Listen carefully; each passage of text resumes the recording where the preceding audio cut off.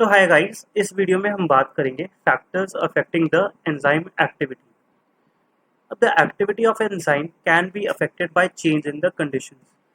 अब एंजाइम की activity effect क्यों होती है, मतलब कि क्योंकि उसका जो टर्शरी स्ट्रक्चर है वो काफ़ी सारी चीज़ों पे डिपेंड करता है। अगर उसका टर्शरी स्ट्रक्चर चेंज हो गया मतलब वो एंजाइम वर्किंग कंडीशन में नहीं रहेगा। अब हम उन फैक्टर्स के बारे में पढ़ेंगे जो इसको चेंज कर सकते हैं, जैसे कि temperature, pH, change in the substrate concentration or the binding of a specific chemicals that regulates its activity। अब पहले हम पढ़ेंगे टेम्परेचर एंड पीएच के बारे में। Enzymes generally function in a narrow range of temperature and pH. अब जो अपने एंजाइम है वो एक नैरो रेंज में फंक्शन करते हैं टेम्परेचर और पीएच के। हर एक एंजाइम की एक हाईएस्ट एक्टिविटी होती है एक पर्टिकुलर टेम्परेचर या फिर पीएच पर, और उसे ही हम ऑप्टिमम टेम्परेचर या फिर ऑप्टिमम पीएच कह सकते हैं। Activity declines both below and above the optimum value. अब ऑप्टिमम टेम्परेचर की अगर हम डाउन वाली साइड जाएं तो भी हमारी एक्टिविटी डिक्रीज होगी, और अगर हम उसके अपर साइड जाएं तो भी हमारी एक्टिविटी एंजाइम की डिक्रीज होगी। Low temperature preserves the enzyme in a temporary inactive state, whereas the high temperature destroys the enzymatic activity because proteins are denatured by the heat। अब इसको एक ग्राफ की हेल्प से समझेंगे। जैसे हमें ये ग्राफ दिया हुआ इस पेज पर, इस पे नहीं दिया, अगले पेज पे देखते हैं। तो अगर हम एक ग्राफ ड्रॉ करें, इधर हम एंजाइम की एक्टिविटी को डिनोट करेंगे और इस वाली साइड हम टेम्परेचर और पीएच को डिनोट करेंगे। तो जैसे हम देखेंगे इस ग्राफ की शेप हमें कुछ ऐसे मिलेगी, टेम्परेचर और पीएच दोनों के लिए। तो इसमें हुआ क्या, हमने देखा जब हमने टेम्परेचर या पीएच को स्लोली स्लोली इंक्रीज किया तो हमारी एक्टिविटी इंक्रीज हो रही है, मतलब कि एंजाइम की एक्टिविटी भी इंक्रीज हो रही है, और इस पर्टिकुलर टेम्परेचर या फिर पीएच पर हमारी एंजाइम की एक्टिविटी मैक्सिमम है। तो इसी को ही हम उस एंजाइम का ऑप्टिमम टेम्परेचर या फिर ऑप्टिमम पीएच कहेंगे। और ऑप्टिमम पीएच के दोनों साइड अगर हम जाएं तो हमारी एंजाइम की एक्टिविटी डिक्रीज हो रही है। वही हमने उस लाइन में भी पढ़ा था। अब हमें एक बात बताई गई है कि हमारे लो टेम्परेचर हमारे एंजाइम को इनएक्टिव कर देगा, मतलब कि हमारा एंजाइम उस टेम्परेचर पे काम नहीं करेगा, लेकिन अगर हम उसे ऑप्टिमम टेम्परेचर दें तब वो काम ज़रूर करेगा। लेकिन अगर हमने एंजाइम को बहुत हाई टेम्परेचर दे दिया तो वो, अगर हम उस हाई टेम्परेचर को नीचे भी जाए, मतलब ऑप्टिमम टेम्परेचर पे भी यूज़ करने की कोशिश करें, तो वो काम नहीं करेगा, क्योंकि अपने एंजाइम का स्ट्रक्चर ही डीनेचर हो गया। तो इम्पॉर्टेंट पॉइंट ये है कि लो टेम्परेचर हमारे एंजाइम को प्रिजर्व करता है, जबकि हाई टेम्परेचर हमारे एंजाइम को डीनेचर कर देगा। अगले पेज पे हम पढ़ेंगे सबस्ट्रेट की कंसंट्रेशन कैसे अफेक्ट करेगी अपनी एंजाइम की फंक्शन को। With the increase in substrate concentration the velocity of the enzyme reaction rises at the first. अब क्या होगा, इसमें इसमें भी हम एक ग्राफ बनाएंगे।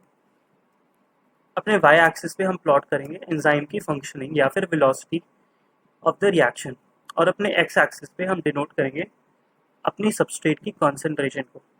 अब जैसे जैसे स्टार्टिंग में होगा, जैसे जैसे हम सबस्ट्रेट की कॉन्सेंट्रेशन बढ़ाएंगे वैसे वैसे हमारे वेलोसिटी ऑफ द रिएक्शन भी इंक्रीज करेगी, पर एक पर्टिकुलर पॉइंट पे आगे ये कांस्टेंट हो जाएगी। कांस्टेंट क्यों होगी वो हम अभी आगे पढ़ेंगे। तो ये ग्राफ बेसिकली डिपेंड करेगा वाई एक्सिस पे हमारे एंजाइम की वेलोसिटी ऑफ द रिएक्शन और एक्स एक्सिस पे अपने कंसंट्रेशन ऑफ सबस्ट्रेट। अब इसमें हमें दिख रहा है कि स्टार्टिंग में जैसे जैसे हम कंसंट्रेशन ऑफ सबस्ट्रेट इंक्रीज कर रहे हैं वैसे वैसे हमारे एंजाइम की वेलोसिटी ऑफ द रिएक्शन भी इंक्रीज हो रही है। इस पर्टिकुलर पॉइंट पे अपने रिएक्शन की वेलोसिटी मैक्सिमम है, और इसे ही हम वी मैक्स से भी डिनोट करते हैं, मतलब कि ये वो है जहाँ पे हमारे रिएक्शन सबसे फास्ट होता है। एक बार हम इधर से भी पढ़ लेते हैं। The velocity of the enzymatic reaction rises at the first, हमें ग्राफ में भी दिख रहा है। The reaction ultimately reaches a maximum velocity V max, जो कि हमें दिख रहा है कि कुछ देर बाद हमारे ग्राफ एक टॉप मोस्ट पॉइंट पे पहुंच गया, उसके बाद वो कांस्टेंट हो रहा है। which is not exceeded by any further rise in the concentration. This is because, अब इसका रीज़न क्या है कि ये फर्दर इंक्रीज क्यों नहीं हो रहा, क्योंकि जो हमारा एंजाइम होता है, मान लो कि हमारे एंजाइम में कुछ 3 क्रेविसेस बने हुए। 3 क्रेविसेस का मतलब इसमें हमारे 3 सबस्ट्रेट जुड़ जाएंगे और प्रोडक्ट में बदल सकते हैं। लेकिन हम स्टार्टिंग में हमने एक सबस्ट्रेट दिया, अगर हमने एक सबस्ट्रेट दिया, एक सबस्ट्रेट जाएगा, बदल जाएगा और प्रोडक्ट में और निकल जाएगा। अब हमने 2 सबस्ट्रेट दिए, 2 सबस्ट्रेट जाएंगे, बदल जाएंगे और प्रोडक्ट में चले जाएंगे। 3 सबस्ट्रेट में भी यही सेम केस होगा। मान लो अब हमने तो इस प्रोसेस में मतलब फर्स्ट, सेकंड और थर्ड 3 सबस्ट्रेट देने के बाद हमारा रिएक्शन तो इंक्रीज करेगा। मान लो अब हमने 4 सबस्ट्रेट दे दिए, हमारा रिएक्शन फर्दर इंक्रीज नहीं करेगा, क्योंकि एंजाइम अपने 3 सबस्ट्रेट में सैचुरेट हो जाता है, तो उसके फर्दर हमारी रिएक्शन और का रेट और इंक्रीज नहीं होगा। इस ग्राफ में भी हम देख सकते हैं। तो यही रीज़न है इसका कि enzyme molecules are fewer than the substrate molecules, and after saturation these molecules, there are no free enzyme molecules to bind with the additional substrate molecules. तो इसका रीज़न भी हो गया। उसके बाद the activity of an enzyme is also sensitive to the presence of specific chemicals that bind to the enzyme. When the binding of the chemical shuts off, this is called inhibition.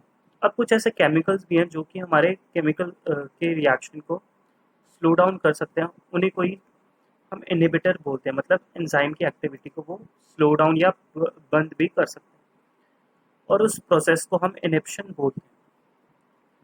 अब ये भी काफ़ी types की होती है inhibition. हमारी NCERT में हमें कॉम्पिटिटिव इनहिबिटर के बारे में दिया गया।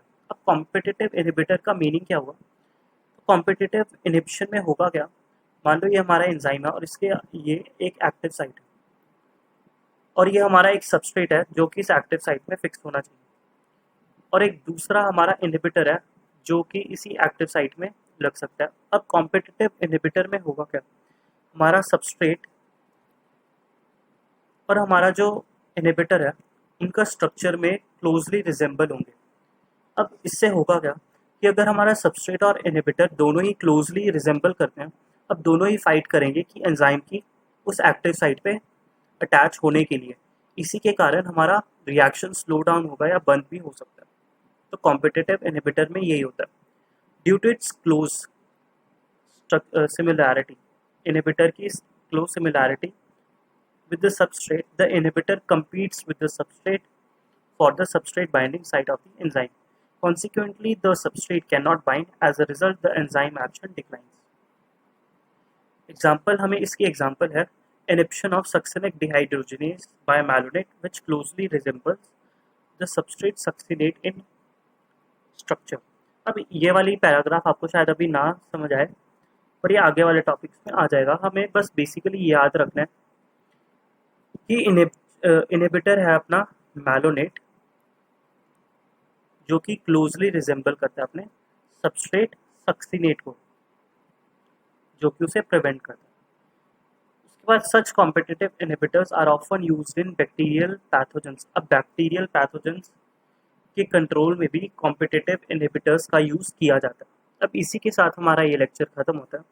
अपने अगले लेक्चर में हम शुरू करेंगे classification and nomenclature of enzyme.